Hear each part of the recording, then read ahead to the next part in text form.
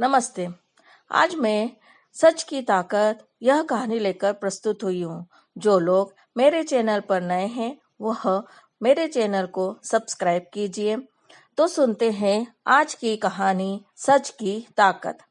एक समय की बात है, एक दिन मंत्री मानव सिंह अमरूद के बाग में एक पेड़ के नीचे बैठकर प्रार्थना कर रहे थे।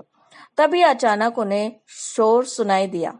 शोर के कारण मंत्री का ध्यान टूट गया। मंत्री मानव सिंह ने वहां खड़े एक सिपाही से पूछा, यह शोर कैसा है? सिपाही ने कहा, मंत्री जी, अभी अभी पहरेदारों ने एक आदमी को पकड़ा है। उनका कहना है कि वह आदमी बाग से अमरूद की चोरी कर रहा था। यह सुनते ही मानव सिंह हाक बबूला हो उठे। उसकी इतनी हिम्मत कि महाराज के बाग में चोरी करे। तभी उधर से दो सिपाही उस आदमी को पकड़कर मंत्री के पास ले आते हैं। देखने में वह आदमी सीधा साधा सा तपस्वी लग रहा था। मंत्री उसे देखकर गुस्से से बोले, कल महाराज के दरबार में इस आदमी को पेश करना। इसने चोरी करने का अपराध किया है, इसे सजा तो मिलनी ही चाहिए। लेकिन मैंने चोरी नहीं की, मैं एक तपस्वी हूँ, मेहनत करके अपना गुजारा करता हूँ। भला मैं चोरी क्यों करूँगा? मेरा खरगोश भागते भागते इस बाग में घुस आया था, उसी को पकड़ने के लिए मैं बगीचे में आया था।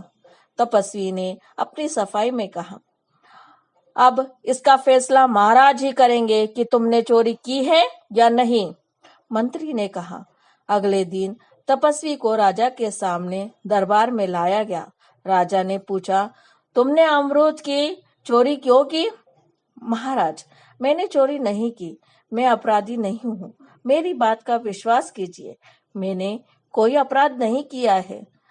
राजा उस तपस्वी की बातों पर विश्वास ना करते हुए बोले, मंत्री मानव सिंह का कहना है कि तुमने अमरूद की चोरी की है, तुम्हें इस अपराध की सजा तो जरूर मिलेगी। थोड़ी देर तपस्वी चुपचाप कुछ सोचने लगा, फिर बोला, महाराज, मैंने अपनी तपस्या से एक विद्या प्राप्त की है। उस विद्या से मैं लोगों के मन की बात जान लेता हूँ। आप मुझे कोई सजा दें, इससे पहले यह विद्या किसी को सिखाना चाहता हूँ ताकि मेरी तपस्या बेकार ना जाए। लेकिन यह विद्या वही आदमी सीख सकता है जिसने कभी झूठ ना बोला हो। यदि झूठ बोलने वाला आदमी यह विद्या सीखेगा तो उसकी मृत्यु हो जाएगी। महाराज, आप राजा हैं, इसीलिए यह विद्या आप ही सीख लीजिए। राजा ने घबराते हुए कहा, नहीं नहीं नहीं नहीं, यह विद्या मुझे नहीं बल्कि हमारे मंत्री मानव सिंह को सिखा दो। यह सुनते ही मंत्री मानव सिंह के हाथ पैर फूल गए। वह डरते हुए बोला, महाराज, यह विद्या सेनापति को सिखानी चाहिए, देश की रक्षा के लिए यह विद्या उसके काम आएगी। इस तरह एक एक करके दरबार में बैठे सभी लोगों ने यह विद्या सीखने से मना कर दिया। तपस्वी मुस्कुराते हुए बोला, महाराज, इस दरबार में कोई ऐसा आदमी नहीं जिसने कभी झूठ ना बोला हो, इसीलिए कोई यह विद्या सीखने के लिए तैयार नहीं है। महाराज, आप इन झूठों लोगों की बातों पर विश्वास करके मुझे सजा क्यों दे रहे हैं? मैंने चोरी नहीं की है।